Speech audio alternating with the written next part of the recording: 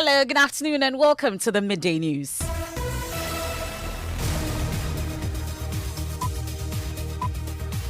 The news is live on Joy99.7 FM here in Accra. In Kumasi, we're on Love 99.5 FM, and on Facebook, we are also live on over 30 affiliates across Ghana's 16 regions, including Amenuveve FM in Apawu, Radio Wa in Wa, KTU Radio in Koforidua, ATL FM in Cape Coast. You can go digital. We're on Spotify, Facebook, and myjoyonline.com. In this edition, High Court dismisses Special Prosecutor's request to extend his power to freeze assets of former CEO of Forestry Commission, Kojo Ogusue-Friye. We have the latest as the Office of the Special Prosecutor sets an appeal decision in motion.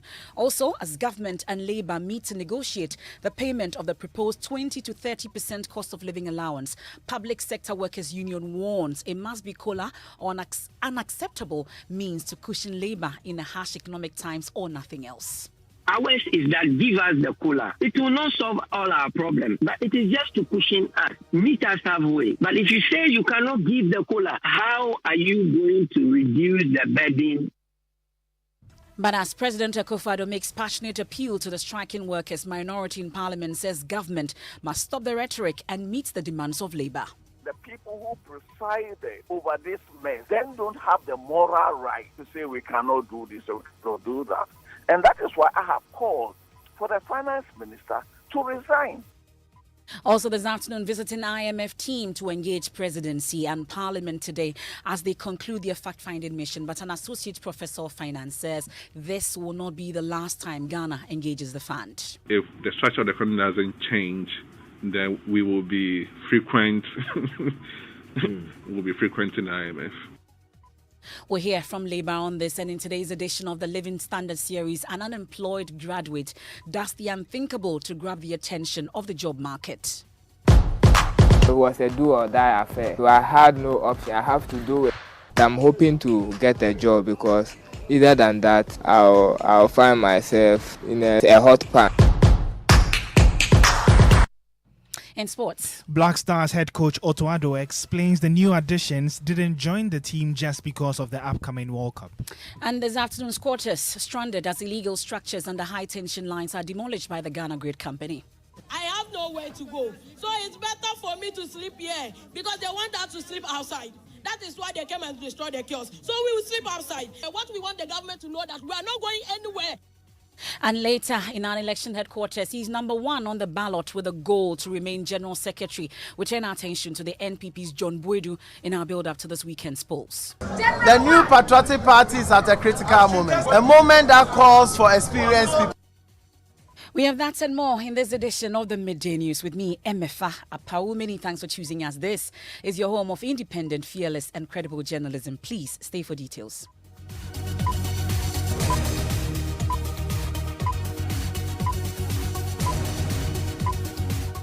We're digging now, and an Accra High Court has dismissed a request by the Special Prosecutor, Kissie Jabing, to extend his power to freeze assets of the late CEO of Forestry Commission, Kojo Ogusue-Friye, a.k.a. Sir John. Mr. Jabing froze the assets as part of investigations the office commenced into the acquisition of state lands and properties that were contained in Mr. Friye's will. In May this year, it emerged that the will of Sir John contained some parcels of land at the Achimota Forest Reserve and the Sakumono Ramsar site. It also contained 4 parcels of lands in the Achimota Forest, which the late politician gifted to some individuals forever.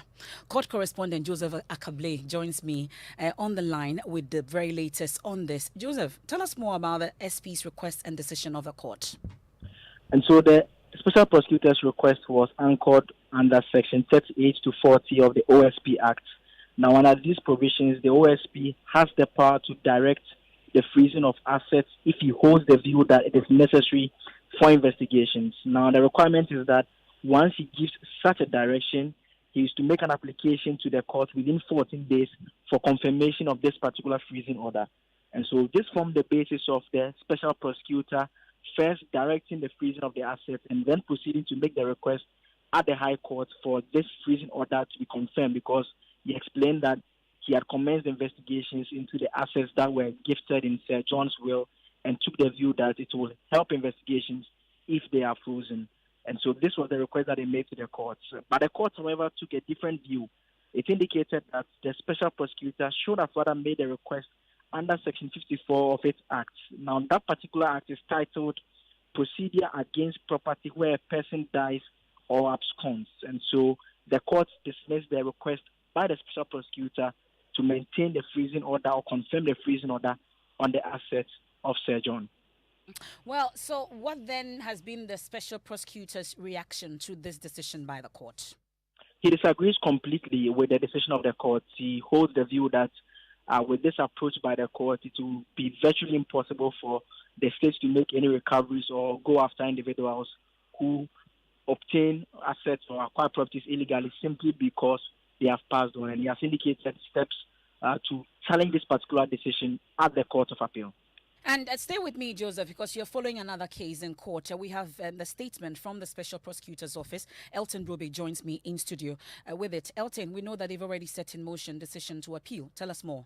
Right, Emefa. So, according to the statement from the Office of the Special Prosecutor, the judge, with respect, totally misapprehended the application for confirmation of the freezing order and misdirected herself by characterizing the application as that of a confiscation order, which regimes are governed by different considerations. The regime for an application for confirmation of a freezing order is designed, according to the statement, to facilitate an investigation or a prosecution to avoid dissipation of the property in question, while a confiscation order is designed to permanently deprive the owner of the property. The special prosecutor asks for the freezing order to be confirmed to facilitate the investigation into the circumstances of the purported acquisition by the deceased of protected lands in Achimota Forest Enclave and the Sakumono Rancher site. The special prosecutor did not apply for the confiscation of the estate of the deceased, according to the statement. Now, further, on the reckoning, the special prosecutor has directed the filing of an appeal against the ruling of Her Ladyship Justice Afiasewa Asaribotwe. The net effect, according to them, of the ruling of the High Court is that a person may, in his lifetime, acquire property through corruption, and then upon his demise, happily pass on the corrupt acquired property to his beneficiaries for their benefit, and by so doing, extinguish all scrutiny as to the propriety or otherwise of the acquisition. And for this reason, they are appealing against this ruling. Okay, thank you very much, Elton Brobe, with the details from the Special Prosecutor's reaction to the High Court's decision to turn him down the powers to freeze the assets of Kwadwo Owusu-Efie, a.k.a. Sir John. I'll take you back to the court, and court correspondent Joseph Akable is still with us, following up on the embattled Asin North MP James Jachikwesin's case in court. It's been back and forth. Joseph, what's the latest on this case? So the latest is that lawyers for Mr. Kwesin, they are seeking to have the court dismiss the substantive case that was filed against him by a resident of the constituency, Michael Ankoma Nimfa. It is this case that resulted in that injunction that was granted by the Supreme Court that stopped him from showing up to perform parliamentary duties. Now, the Supreme Court has this morning given some directions that the lawyers should file all relevant documents by way of legal arguments in the case within 14 days. And afterwards, the court will indicate when to be holding hearings again. And so the man remains injuncted from performing parliamentary duties, and the people of Asin North remain without a member of parliament while the case remains outstanding. That's Joseph Akable with the latest from the court. You can read more of his reporting from the court on myjoyonline.com. Let's turn our attention now to the Labour front, and government is set to enter a make-or-break meeting with striking worker unions to avert a full-blown industrial action that, according to experts, threatens the security of the state. The Fair Wages Commission is leading the negotiations with teacher unions, the Ghana Medical Association and others over the demand for the cost of living allowance, what we know as COLA. The medical doctors are also demanding 20% of their basic salary as a cost of living allowance due to what they describe as harsh economic conditions. 4 teacher unions already have laid down their tools over the government's failure to pay the allowance. We'll hear from parties connected to the ongoing standoff. But first, Manuel Kranting has happenings on the Labour front. Know our demand already. I don't know. They came empty-handed. Are you going back to the classrooms tomorrow? No, we are not going back to the class. That was the position of NAT, NAGRAT, CCT and TEU after their first round of talks with government. Shared disappointment as they said government's input at the table fell short of their expectations. Even before the meeting with the teacher unions could end, more worker unions had joined the calls for the COLA. If government had taken its time to increase our base pay within 2022, Ghanaian workers and senior staff will not be on the streets, on the radio, on the TV, making noise on cola. By the end of the week, some 27,000 public sector workers drawn from 65 unions had voted to abandon their post in 7 days if government did not pay them cola. They have taken a decision. They are feeling the pinch of what is going on with the increases in inflation and the fact that their salaries can no longer take them home. We are given 7 days as the labor law requires that our concerns are addressed. If not, we lay down our tools. Okay. This could potentially bring government to its knees, a situation that will threaten national security, according to Defense Minister Dominic Nitiwo. This idea of, I'm going to go on strike, I'm going to do this. The government has all the means, they will give it to you. Trust me, I said, we are at a wartime without fighting ourselves. And the war is what? The economic war we are fighting. All of these demands by organized labor were on ground of the rising cost of living. The workers, however, say they are undecided. We have had the appeal, but we continue to say that the decision to strike is not just any individual's decision, and we have to confer with all the stakeholders and the authorities that be. Well, we know that President Akufo-Addo, at the Eid celebration over the weekend, made a passionate appeal to striking workers to resume work whilst government works to address their concerns. I am very much aware that some teacher unions declared a strike in pursuit of a 20% cost of living allowance demand. I want to add my voice to the appeal by the outstanding Minister for Employment and Labour Relations for the teachers to return to the classrooms pending the outcome of these negotiations. Well, it doesn't look like Labour is heeding the call by the president. Let me bring in Blessed Suga. He's been monitoring that meeting between Labour and government. What exactly are we learning from that meeting? Well, so the negotiations itself, when the stand will start at 2 p.m. Today, you know that a lot of labour unions have joined that fray in demand for the cost of living allowances, the latest being the Registered Midwives Association. That will add up to the number which we already have, including the Ghana Medical Association and the Public Sector Workers Union. Now, they formed a new coalition known as the Forum. Now, that Forum will select some persons who will represent them at the negotiation table later this afternoon. Okay, so we have the Labour Ministry, the Finance Ministry, Fair Wages and Salaries Commission, and some other top officials within government. And my colleague Blessed Suga there giving us details of that meeting, where we know that the latest to serve notice of a strike is the Public Sector Workers Union, and they say it's either COLA or another means to cushion workers against the harsh economic reality. Here's the General Secretary of the union, Bernard J. We will go to the meeting and hear what government has to say. Whatever government has to say, we'll take it back to our members. But one thing I know for sure, what the workers want is anything that will reduce the burden on them right now. Anything that will enable them or the incomes they take, they can buy food for themselves and their families. They can take transportation to work. They can pay their rent. When they are sick, they can pay for health care. That is what I know. That's Bernard J. speaks for the Public Sector Workers Union. Well, Labour consultant Austin Game wants government to speed up negotiation, warning the unrest could have implications for the security of the nation. The level of vulnerability of government is extremely very high. And if they are not very careful and do what is appropriate, they might run everything aground. Well, Parliament is wading into the strike, and the ranking member on the Employment and Labour Committee, Dr. Kwabena Donko, says government has no justification for mismanaging the economy.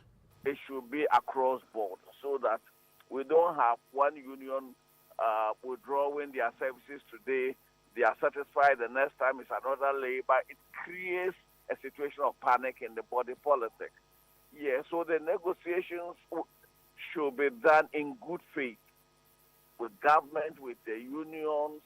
But also, let's look at the situation that Ghana finds itself. Our finances are not in order. That's the reason why we've called in the IMF to help us straighten them up. Now, government is quite clear that the resources is simply not there to meet the demands of workers as they continue to push for cooler. Are they justified looking at the current economic situation facing the country? There is also such huge wastage in the public sector.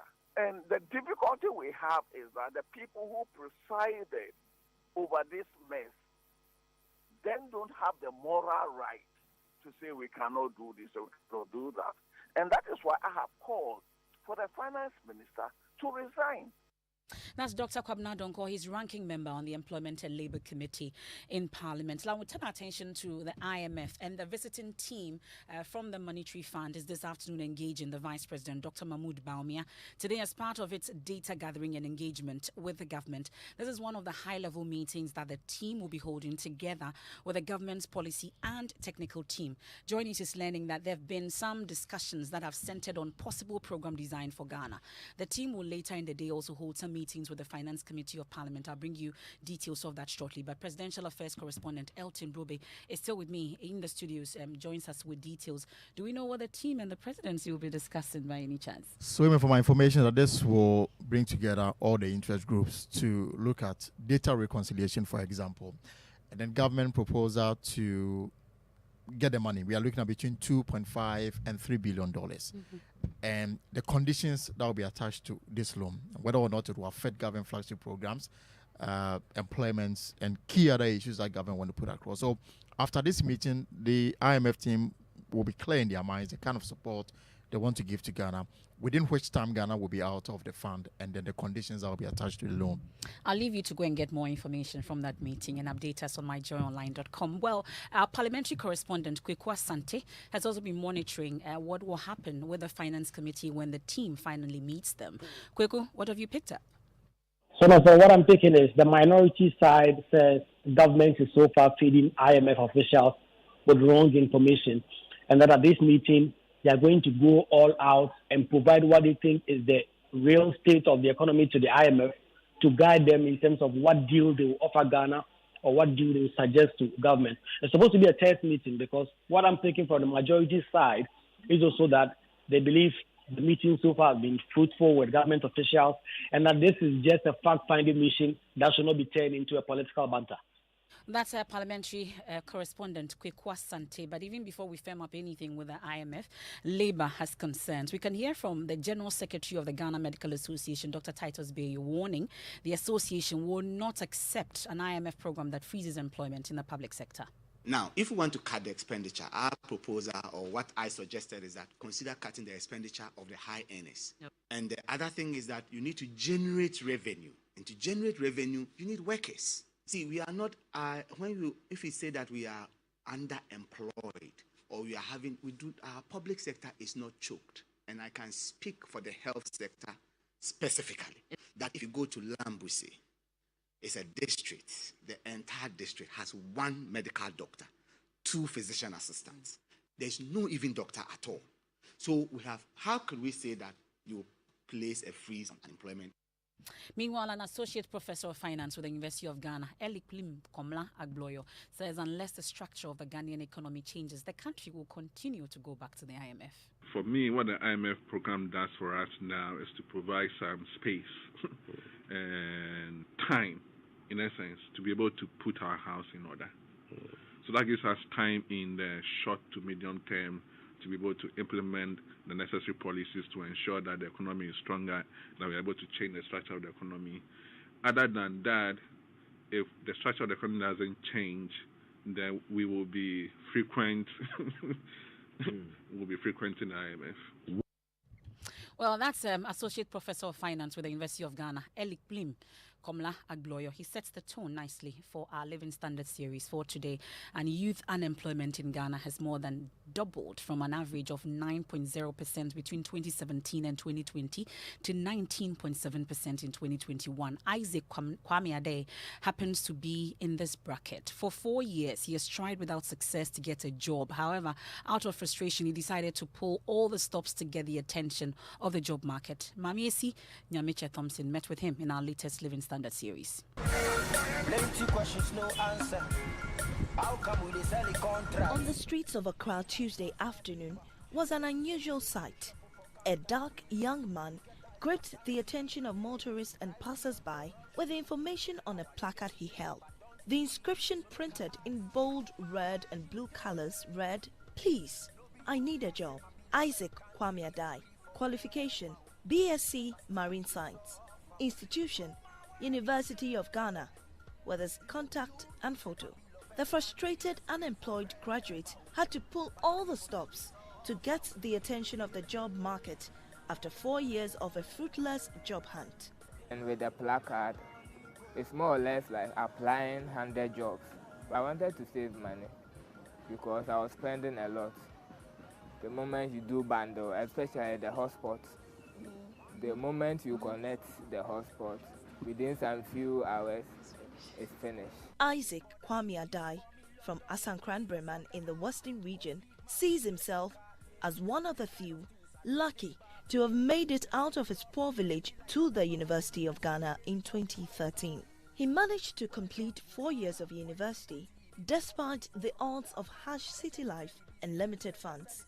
Now, how to survive after his tertiary education was at the top of his agenda, as he couldn't return to the poverty-stricken village he left behind. It's hard. Your money will get finished. It's good for me to endure so that I could get something.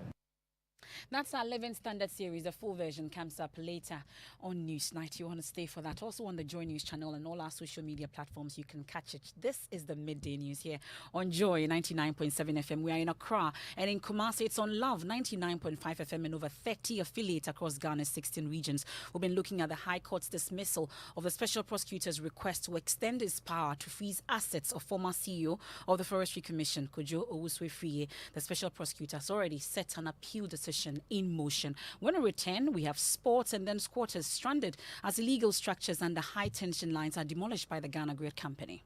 I have nowhere to go. So it's better for me to sleep here because they want us to sleep outside. That is why they came and destroyed the kiosks. So we will sleep outside. What we want the government to know that we are not going anywhere. And he's number one on the ballot with a goal to remain General Secretary. We turn our attention to the NPP's John Boydu in our build-up to this weekend's polls. The new patriotic party is at a critical moment, a moment that calls for experienced people.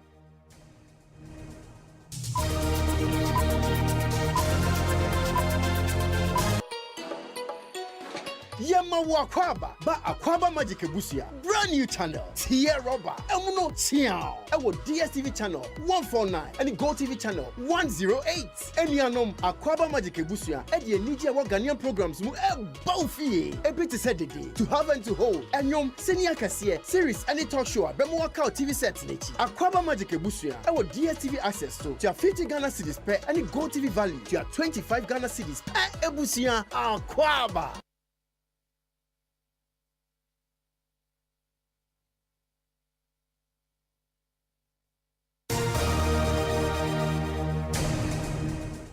Thanks for staying with us here on the Midday News. Let's do sports now. All right, cool. What do we have?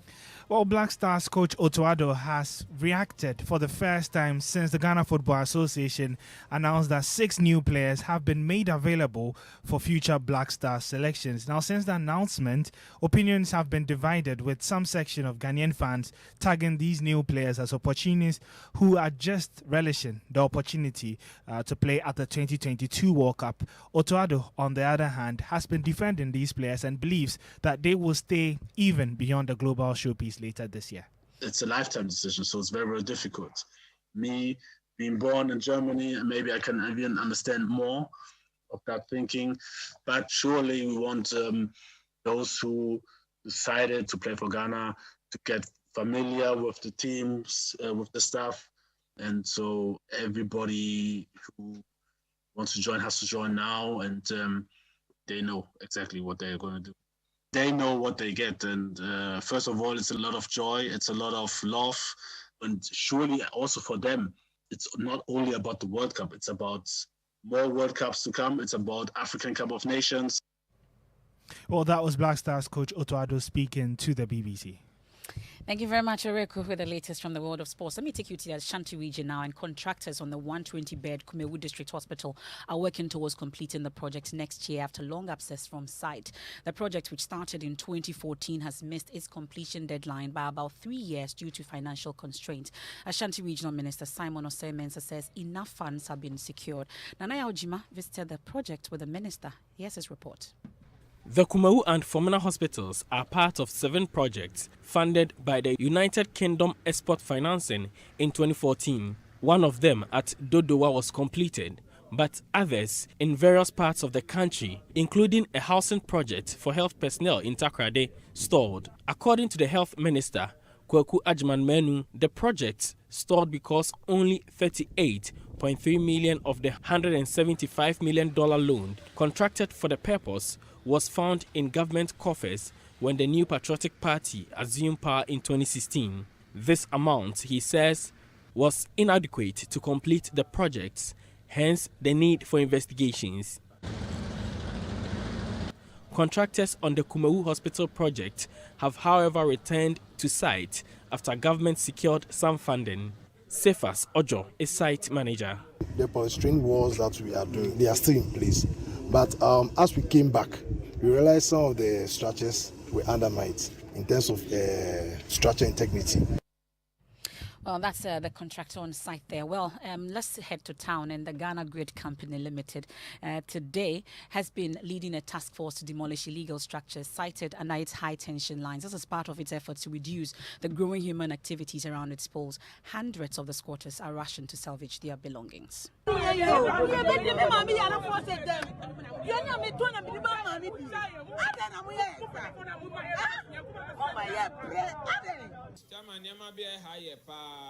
Ahaya na ye business center ye ni bebi akọ ye ejuma ye pon a ye kofie enu na ema ye yiri mususu aja omode omusan eko omanu sesi aye omububu hai ye den.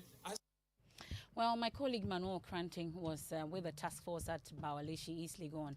He's back in the studios. Manuel, tell us more. So, Emefa, with our sources within the grid could tell us that this particular exercise is just a follow-up to earlier demolition exercises that actually been conducted in the area. We're told that this is to prevent a disaster if any of the lines should snap. Of course, most of the people there are going to be killed, and so the risk of death is supposed to be reduced by this demolition exercise. We're told that the grid co is expected to later hold a press conference or release a statement as regarding this particular exercise. For now, though, a lot of them are just looking in to salvage what they can. It's just scavenging. Well, and you've been there all morning, and he has videos, footages on our social media platforms. You can catch that. Well, the Ministry of Education has assured food distribution to senior high schools will be completed by close of day today. Well, this comes as some school heads warn or asking parents to pay for food due to food shortage in some senior high schools across the country. In the Upper West region, for instance, the Conference of Heads of Assisted Secondary Schools has indicated failure of government to provide the supplies will result in parents taking up that responsibility. Let me take you to the central region and find out what the situation is there. Richard Kojonyako, we are told we're supposed to be getting food. Do we have it? Hello, Richard. Yeah, hi, Emefa. What's the situation where you are? Well, so the situation is that the heads have been telling me that they are made to sign for X amounts of food and they are supplied with Y amount. For instance, they signed for 15 bags of rice or sugar, and they are supplied with 10. They say has been given or going on for some time, and it appears that if you do not agree to the current arrangement, your students will not be fed. The second issue has to do with the underweight supply. The schools are supplied with bags of maize, rice, sugar, and the rest. And what, for instance, if the heads are supplied with, say, 25 kilograms of either rice, sugar, beans, they rather get 15 kilograms of rice. And well, that's Richard Kojonyako there with updates from the central region. Our reporter Samuel Imbura is also monitoring the meeting by heads of senior high schools in the Greater Accra region to deliberate on these issues. Imbura, what are we learning from that meeting? So the meeting has ended, but what we can say is that the child is not ready to tell us what transpired. They said they'll be issuing a communique to the Ghana Education Service for them to address their challenge. We know very well that the teacher strike is having a very negative impact on teaching and learning, and the shortage of some food in some schools is also another hurdle that they are dealing with. So we tried finding out whether some of the schools have received the food as promised. But we cannot confirm that because some of these staff are under GES who are striking. Well, that's Samuel Imbura there. Meanwhile, the Education Ministry is assuring they are working to ensure the schools get their supplies. We're still checking on that. We also know that 3 unemployed nurses have just been arrested at the reception of the Ministry of Health and whisked away by the police on 2 charges, attempting to picket without order and deceit of a public officer. This is a situation we are monitoring and bring that to you. Let's head into the election headquarters now. And this afternoon, we are focusing on John Bwedu.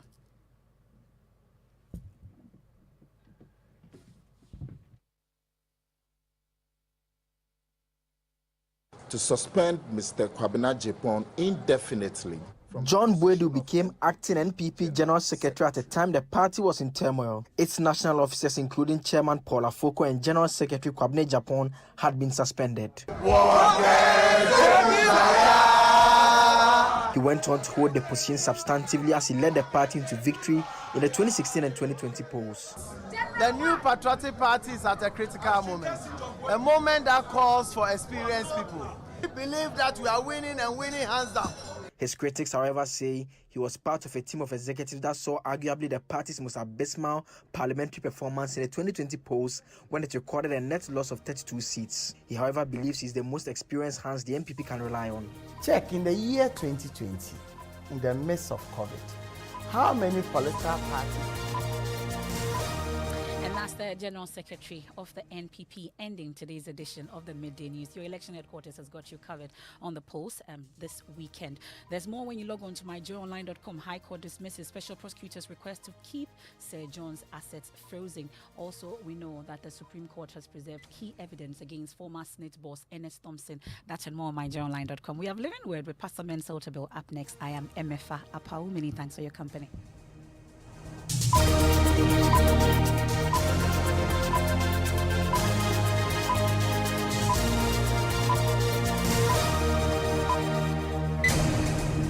Joy 99.7 FM.